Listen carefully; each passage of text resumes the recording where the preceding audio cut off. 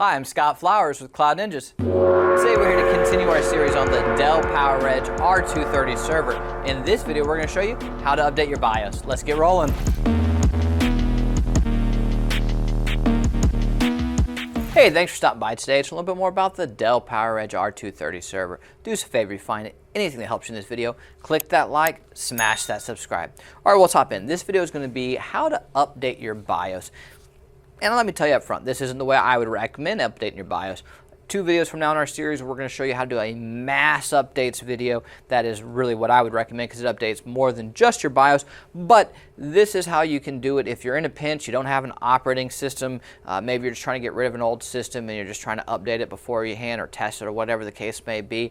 This is a good way to do it. And all you're going to need is a USB. So what we'll do in this video is we are going to show you how to go to Dell's website, download an EFI file. That is going to be what you need to update your BIOS. Then we're going to show you how to make a bootable USB. Then we're going to show you how to take that EFI file, put it onto your USB.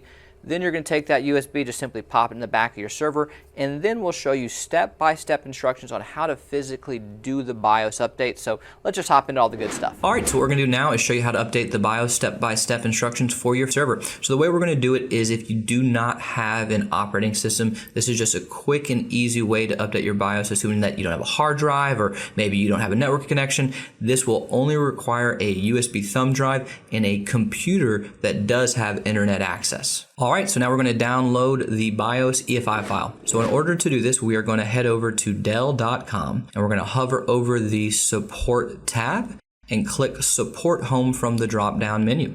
Now we're going to scroll down to identify your product or search support. Type in the model of your server and select the one with PowerEdge in front. Now we're going to head over to the Drivers and Downloads tab. Under the drop-down for Operating System, we are going to select Not Applicable. Under the drop-down for category, we're going to select BIOS. The download button for the BIOS update will be for an EXE file, which is only going to run in Windows. What we want is an EFI file, so what we need to do is click the drop-down arrow that's to the right of the download button.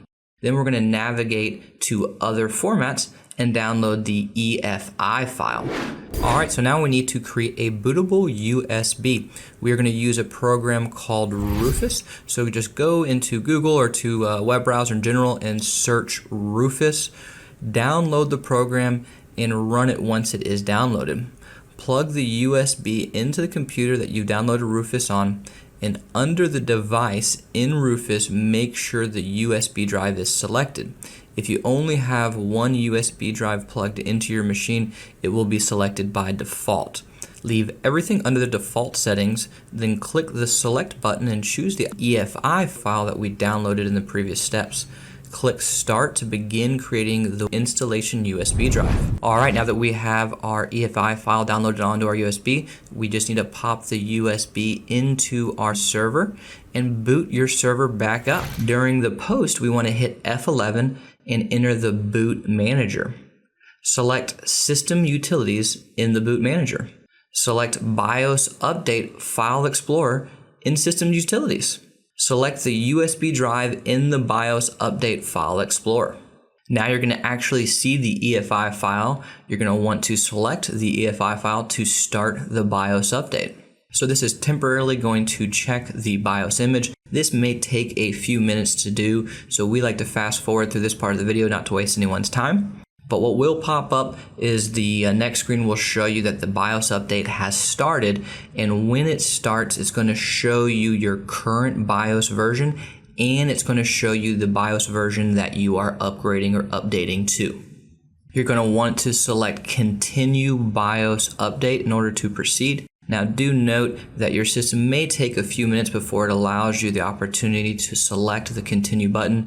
Do not worry, this delay is normal. It's just part of the process. Your system is updating the BIOS, so it will take a few minutes in the background for everything to get done. Well, hey, if you found this video helpful, do us a favor. Click that like and smash that subscribe. And if you're looking for any custom-built Dell, HPE, Supermicro, IBM, Cisco, we sell new and we sell used, and we would love the opportunity to earn your data center or your home labs business. Please email us at sales@cloudninjas.com. That's sales@cloudninjas.com. Thanks for stopping by, guys. Take care.